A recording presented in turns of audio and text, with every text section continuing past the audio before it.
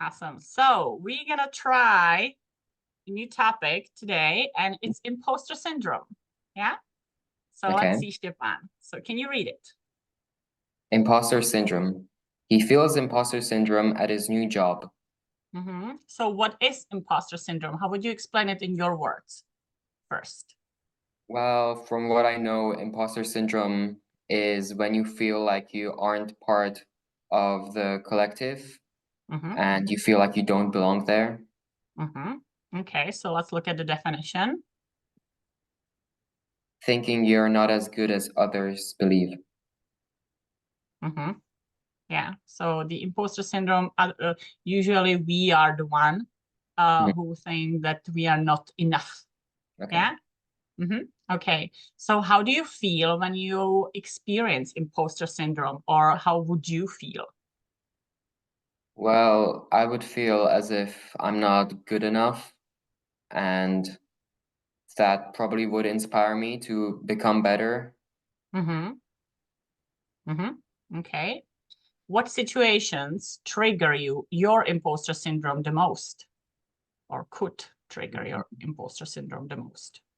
Probably when I'm in a new place full of new people I've never seen before, and they might be doing something that I'm particularly not that good at. Yeah, okay. So what is a common symptom of imposter syndrome? Feeling overly confident in your abilities or believing you don't deserve your achievements? Well, a common symptom of imposter syndrome is believing you don't deserve your achievements. Okay, have you ever felt that way? Maybe when I'm not doing particularly good at a subject and everyone else around me is excelling at it. Yeah. The opposite would be actually feeling overly confident in your abilities. So do you know people who feel overly confident, or has that happened to you? Oh, well, it probably must have happened to me as well at some point in my life. But I also know a couple people that are overly confident and arrogant. Yeah, awesome. Which thought might indicate imposter syndrome? I earned this success through my hard work, or I'm only successful because I got lucky? I'm only successful because I got lucky is a thought that might indicate imposter syndrome. Yeah. Okay, so what can you tell me about imposter syndrome now? Well, imposter syndrome is when you feel like you don't deserve the achievements that you got and believe that everyone else around you is better at that certain task. And any personal experience or sharing the stories about someone that comes to your mind? When I changed schools, I probably had imposter syndrome for a couple days. I didn't really know anyone, so I felt shy to talk with my new classmates. And since in my old school, all the studies were much easier and I was quite excelling and was one of the best in the class, whereas in my new school, it wasn't like that in necessarily all the subjects. So it took some time to get accustomed to. Okay. And what about the language barrier at the beginning when you started, actually? What was that a problem at all, or never? Well, when we moved to Israel for the first time when I was 5, I didn't know English at all. However, after the first year of kindergarten, I pretty much understood everything. Awesome. Okay, so the second word related to imposter syndrome is self-doubt. Self-doubt makes him question his skills. So what is self-doubt? Not believing in yourself. So how does self-doubt impact your daily life? Well, in my daily life, it might be that I already see the bus leaving from the bus stop, and I doubt myself that I will be able to catch up to it if I try to run. And so I decide to just walk and wait for the next bus. Okay. How do you overcome moments of self-doubt or doubt? Well, I try to assure myself that I'm actually good at that task and there's no reason to worry. So do you use the self-talk? Do you talk to yourself? Well, depending on the situation, I guess. Okay. Sometimes, probably, yeah. So what can self-doubt often lead to in decision-making? Hesitation and second-guessing, or confidence in taking risks? Hesitation and second-guessing. Yeah, okay. How much do you like to take risks? Well, when I'm posed with the option to take a risk, I usually just tell myself high risk, high reward, and most of the time I go for it. However, when it's a clear gamble, I probably wouldn't go for it. Awesome. What is a common technique to combat self-doubt? Ignoring all feedback or practicing positive self-talk? Practicing positive self-talk is a common technique to combat self-doubt. Okay. How much do you work with feedback, actually? Well, I'm always happy to receive feedback, whether that is positive or negative, because I know that from the feedback, I can actually learn whether I'm doing something good or bad and can improve for the future. Yeah. Do you get enough feedback at school?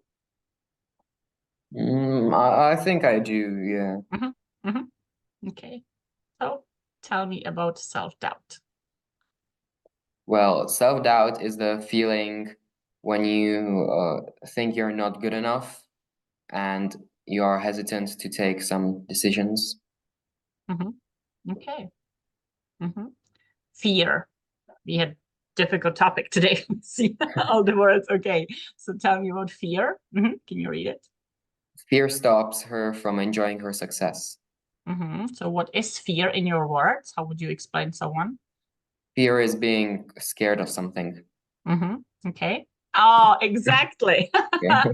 Being scared of something. Yeah. Okay. What is your biggest fear and how does it affect you? Ooh, good question. Well, sort of more philosophical answer to that would be unfulfilled potential. I kind of fear that like I could be something if I really tried, but I never really could become do anything. someone. Yeah. However, if I don't do something in order to achieve that, that's like a potential career completely gone. And I'm kind of scared to make those mistakes. So how does it affect you in daily life? This fear? Well, I always try to just try my best and never leave anything to... So you fight for it, actually, right? So it brings the positive side, actually, of the fear. Okay, get it. Yeah, okay. How do you usually respond when you're feeling afraid? Well, I either back out of the situation or try to solve it. Yeah, it won't stop you, yeah? Not necessarily. Okay. Which of the following is an example of a healthy way to manage fear? Facing your fears gradually or avoiding everything that scares you? Facing your fears gradually is a good example of a healthy way to manage your fears. So what happens to someone when someone would try to avoid everything that scares him or her? Well, they would just be so restricted that at some point they couldn't even complete simple tasks in life. and they would be afraid of everything. Yeah, they would like come up with depression or what is an effective method to reduce fear? Exposing yourself to small doses of what you fear or pretending the fear doesn't exist? Exposing yourself to small doses of what you fear is a good method to reduce it. Okay, can it be the second one as well? Pretending that the fear is not real? Yes, maybe a lot of people have phobias of spiders. So when they see a spider in their house, they could be like, calm down, and it's not really that big of a problem, and try to overcome it like that. Yeah. So tell me about fear. Well, fear is when you're afraid of something and it could restrict you in some way. However, there are many options how to overcome your fear. And if you're smart about it, you can get rid of it for life. Yes. Success. Her success seems unreal to her. So what is success in your words? Well, it's some kind of merit, something that you complete. Something you do very well. How do you define success in your life?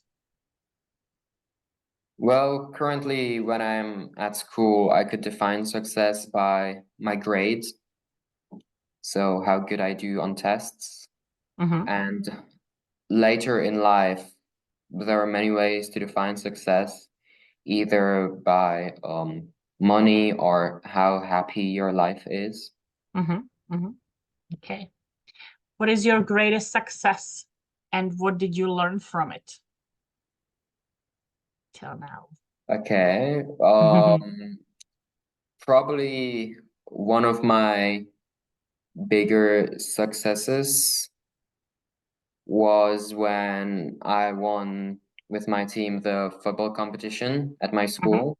And I actually scored the winning penalty of the match, the final. So that was pretty nice.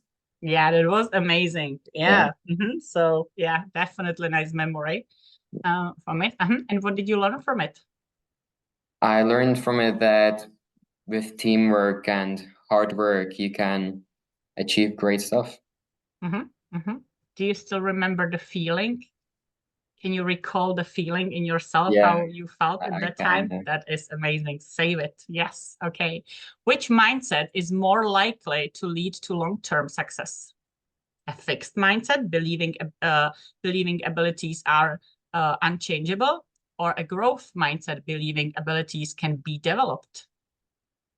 Well, a growth mindset is great to have and likely to lead to long-term success.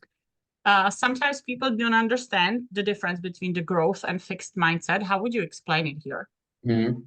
Well, we've actually got quite a few assemblies at school about to always have a growth mindset. And so here in the Czech Republic or abroad? No, abroad in London. Abroad. And they always explained it that when you have a growth mindset, you believe that you can always achieve better and learn from your past mistakes. Whereas with a fixed mindset, you believe that you cannot improve any further and that your life is already set and can be changed. Great, great. Thank you. Which habit is often found in successful people? Procrastination or consistent goal setting and planning? Well, successful people tend to have consistency and good goal setting and planning. When do you procrastinate? I probably procrastinate when I have to study for a test at school, which might be maybe next week. And so I think that I still have enough time and set to the side. And the opposite, in what areas of your life do you set goals for and you plan it and you have it in the calendar?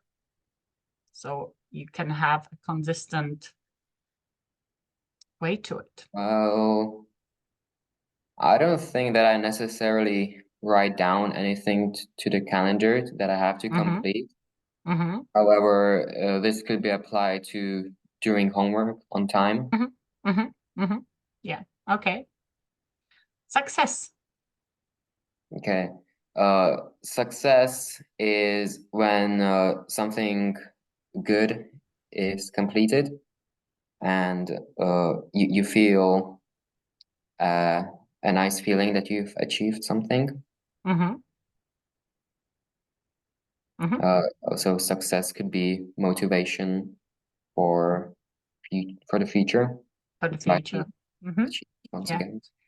Inadequate. She often feels inadequate at work. So what does it mean?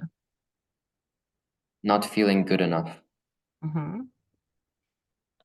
So how do feelings of inadequacy affect your self-esteem?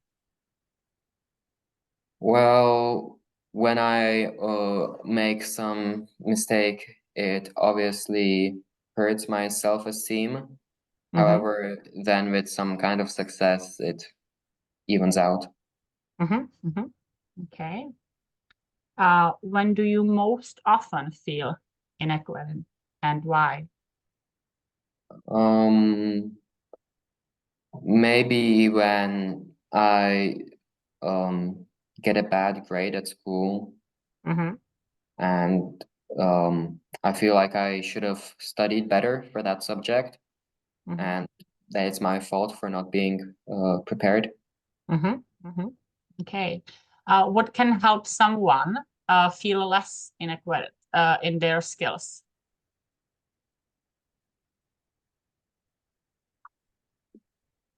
Well, focusing on personal progress and improvement can help someone feel less inadequate in their skills. How can you reframe feelings of inadequacy? You could reframe feelings of inadequacy by focusing on strengths and achievements. Yeah. Okay. Was there a time in your life when you were comparing yourself to others more than now? Probably in some kind of competition, or maybe when when my class receives back the scores of a test, we always like compare with each other. Yeah. So do you consider yourself as a competitive person? Yes, I always try to perform my best. Yeah. Awesome. Yeah. So what can you tell me now? Well, inadequate is the feeling that you're not good enough and that everyone around you is doing better, which you could always overcome by just staying persistent and improving for the next time. Yes. Okay. And the last one is anxiety. Anxiety keeps him up all night. So what is it? Well, and feeling very worried or nervous. Or nervous. What are some triggers that increase anxiety? It doesn't have to be or it can be yours anxiety. Well, when you have some kind of deadline, could increase your anxiety as you must complete your task in a given time. How do you manage or cope with anxiety?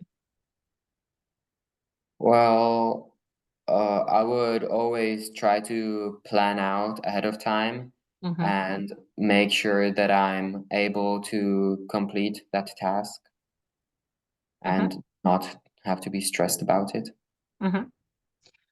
Which of the following is a common physical symptom of anxiety? Increased heart rate and sweating, or calm and relaxed muscles?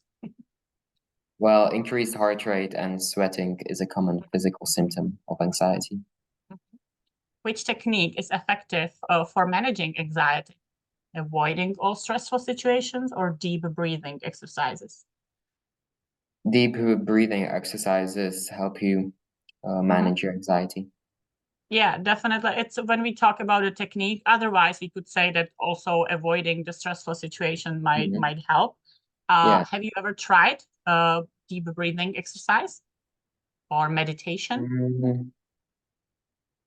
I think before some kind of physical endurance, like sprinting or just running in general, I try to take deep breaths to energize the body and provide with oxygen.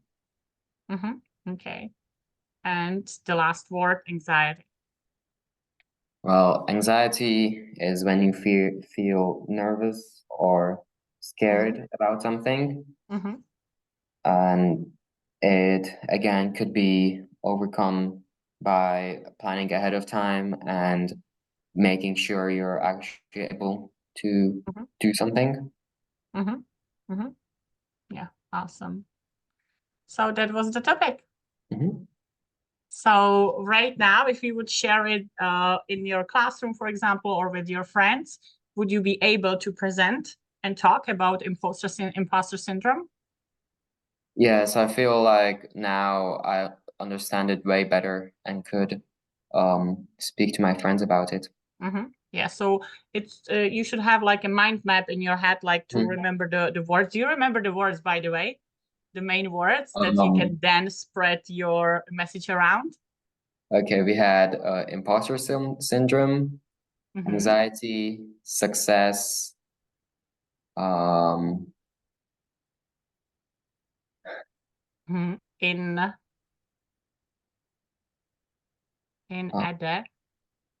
inadequate. What else? So we've got 4. That's nice. Yeah. Awesome. Perfect. Thank you so much. Great job. No worries.